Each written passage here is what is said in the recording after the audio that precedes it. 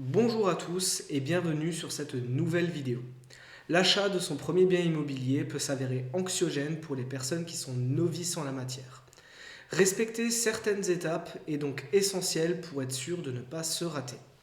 Aujourd'hui, on va donc voir les différentes étapes pour réussir son premier achat immobilier. Restez bien jusqu'à la fin, la dernière étape est essentielle. Je vous laisse tout de suite avec l'introduction de la vidéo et je vous mets quelque part sur l'écran le petit bouton s'abonner.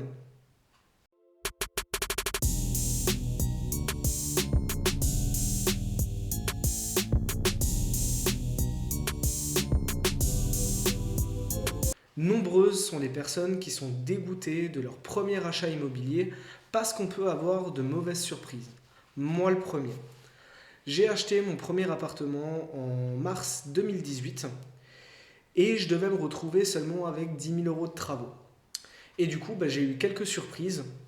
Moisissures sur les murs en dessous de la tapisserie, fuite au niveau du ballon, fuite au niveau de la vanne d'arrêt général, des travaux de copropriété que je n'aurais pas dû payer, mais au final que j'ai quand même dû payer, qui s'élevaient à peu près à 3 000 euros.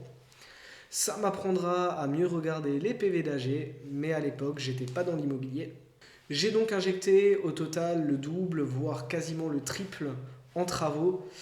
Je ne les ai pas récupérés parce que du coup, j'ai vendu l'appartement quasiment en l'état. Dans un premier temps, vous allez du coup devoir vous poser 5 questions avant de commencer vos démarches.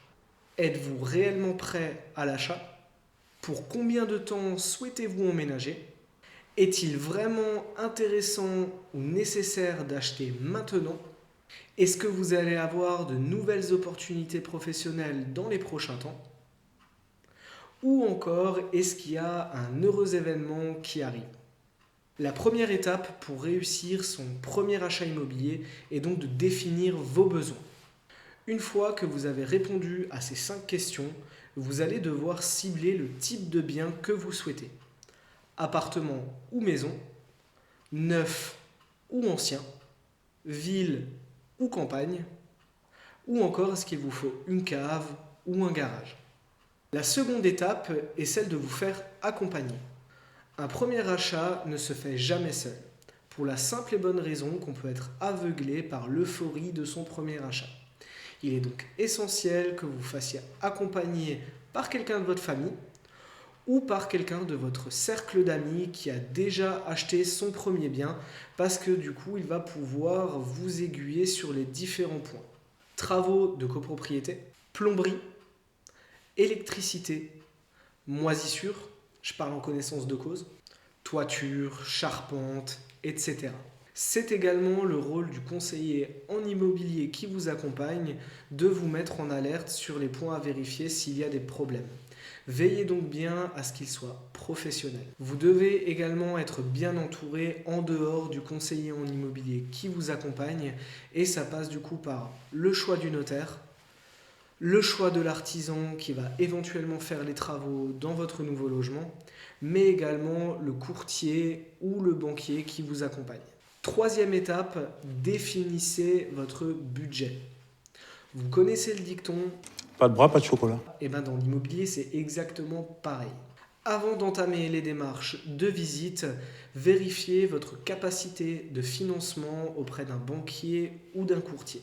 Veillez également à avoir un apport personnel parce qu'il est compliqué aujourd'hui d'obtenir un prêt sans apport pour une résidence principale. Vous pourrez du coup prétendre à différents prêts et notamment le prêt à taux zéro si vous êtes primo-accesseur, c'est-à-dire que vous achetez votre premier bien. Nous verrons dans une prochaine vidéo comment monter son dossier bancaire et cette vidéo sera faite avec la courtière avec laquelle je travaille. Signal d'alerte. Autre point très important, anticiper les éventuels coûts des travaux qui sont à faire pour pouvoir les intégrer dans le prêt immobilier. Ça vous évitera des mauvaises surprises. Quatrième étape, soyez organisé. L'organisation est la base lors de votre premier achat. D'abord le financement, ensuite les annonces. Concernant les annonces, prenez bien votre temps de les analyser. Visitez des biens et faites-vous une idée du marché immobilier de votre secteur. Le prix du marché immobilier se fixe selon un prix au mètre carré. Vérifiez donc bien le prix au mètre carré de votre secteur et comparez les biens que vous visitez. Ne vous précipitez surtout pas. On est dans un contexte immobilier où le marché est tendu, où les biens partent très très vite, mais ne cédez pas à la pression.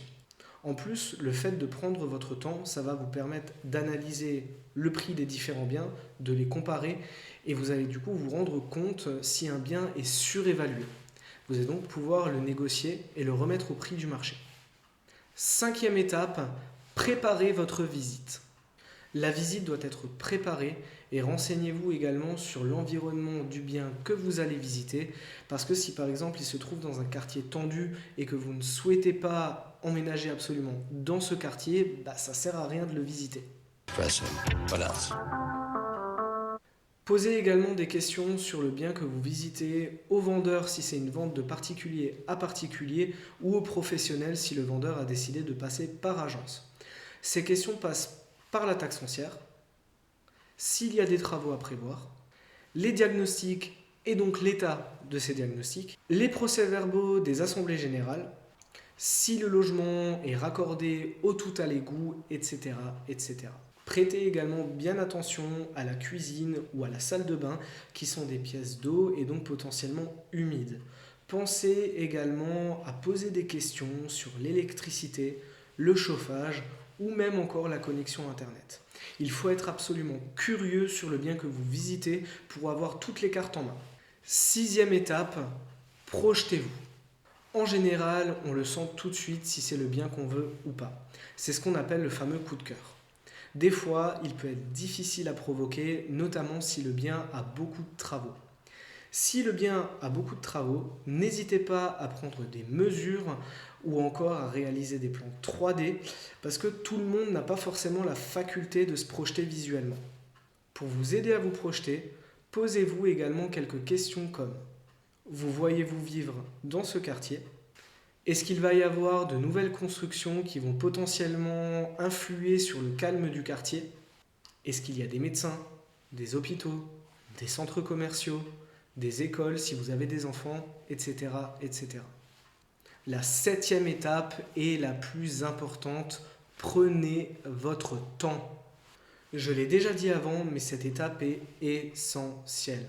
Ne vous engagez surtout pas si vous avez un doute sur le bien et allez en visiter d'autres. C'est comme ça que votre premier investissement sera réussi. Et surtout, si vous avez un coup de cœur pour un bien, mais que vous avez un doute pour X ou Y raison, ça va vous permettre de visiter d'autres biens et de potentiellement trouver mieux. La vidéo est à présent terminée, je vous remercie de m'avoir écouté. N'hésitez pas à me poser vos questions dans les commentaires, j'y répondrai et je vous dis à bientôt pour une nouvelle vidéo.